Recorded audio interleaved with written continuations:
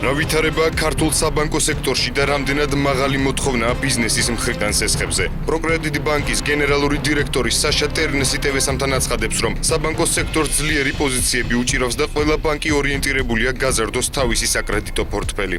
მისი თქმით, ბოლო პერიოდში საპროცენტო განაკვეთებმა სესხებზე საგრძნობლად დაიწია, რაც ბანკების სურვილითაა განპირობებული. მომხმარებელს მიმზიდველი და კონკურენტული მომსახურება შესთავაზონ. ტერნესის განმარტებით, წინა წლებთან შედარებით ბიზნესის მოთხოვნა სესხებზე შემცირდა, რისი მიზეზიც შესაძლოა ქვეყნის შემცირებული ეკონომიკური ზრდა იყოს. მისი თქმით, ქართული ეკონომიკის ერთადერთი პრობლემა პოლიტიკური სტაბილურობის საკითხია, რაც უცხოელი ინვესტორებისათვის კვლავ რჩება დაბრკოლებად.